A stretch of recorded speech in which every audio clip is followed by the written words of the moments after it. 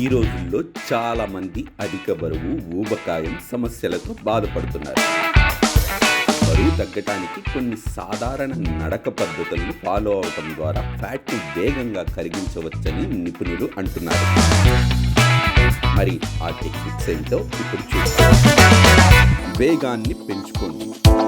మీరు ఎప్పుడు వ్యాయామం చేయకపోతే మొదటిసారి వాకింగ్కి వెళ్తుంటే నెమ్మదిగా నడక ప్రారంభించండి. రోజులు గడిచే కొద్దీ నడక వేగంతో పాటు సమయాన్ని కూడా పెంచుకోండి. గుండె ఆరోగ్యాన్ని కాపాడుకోవటానికి నడుస్తున్నప్పుడు మీ వేగాన్ని పెంచడం చాలా ముఖ్యం.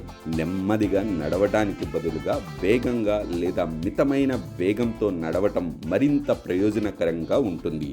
ఇది గుండె పనితీరుని మెరుగుపరుస్తుంది, క్యాలరీలను బర్న్ చేయటంలో సహాయపడుతుంది. శ్వాస తీసుకునేంత వేగంగా నడవాలి, కానీ మాట్లాడలేనంత వేగంగా కాదు. Rest and walk. నడుస్తున్నప్పుడు రెస్ట్ అంటే కొంత సమయం పాటు వేగంగా నడిచి ఆపై కొంత సమయం సాధారణ వేగంతో నడవటం. అయితే చాలా నెమ్మదిగా మాత్రం వాకింగ్ వద్దు. మీడియం స్పీడ్తో వాకింగ్ చేయండి. ఇలా రెస్ట్ అండ్ వాక్ వల్ల జీవక్రియ మెరుగుపడుతుంది, అంతేకాకుండా ఎక్కువ కొవ్వు కూడా బర్న్ అవుతుంది. వంపు తిరిగి నడవటం. చాలామంది వాకింగ్ని చదునైన నేలపై చేస్తుంటారు. ఈ పద్ధతి వల్ల ఎక్కువ ప్రయోజనం ఉండదు. అసమానంగా ఉన్న నేలపై నడవటం వల్ల కండరాలు కష్టపడి పనిచేస్తాయి. దీంతో ఎక్కువ క్యాలరీలు బర్న్ అవుతాయి. మెట్లెక్కడం, వంపులు తిరిగి నడవటం, ట్రెక్కింగ్ వంటి ఆప్షన్లు వాకింగ్లో భాగం చేసుకోండి. ఒకవేళ ట్రెక్కింగ్ కుదరకపోతే ట్రెడ్మిల్ పై ఆప్షన్లు ఉంటాయి. వాటిని సెట్ చేసుకొని వాకింగ్ చేస్తే సరిపోతుంది. బరువు పెంచుకోండి. నడకను మరింత ప్రభావవంతంగా చేయటానికి చీలమండలు లేదా చేతులకు బరువులను యాడ్ చేయండి. ఇలా చేయడం వల్ల మీ కండరాలు గట్టిగా మారతాయి. అంతేకాకుండా క్యాలరీలు బర్న్ చేయటంలో మీకు ఇది సహాయపడుతుంది. ఇందుకోసం వెనక బరువు ఉన్న బ్యాగ్తో వాకింగ్ చేయొచ్చు. చేతులని కదిలించండి. కొందరు రోజు నడుస్తారు, కానీ ఏదో నడిచామంటే నడిచామన్నట్లు ఉంటుంది వారి ప్రవర్తన. చేతుల్ని స్థిరంగా ఉంచి నడవటం వల్ల ఎటువంటి ప్రయోజనం ఉండదు. చేతుల్ని కదిలించడం వల్ల ఎక్కువ క్యాలరీలు బర్న్ అవుతాయి.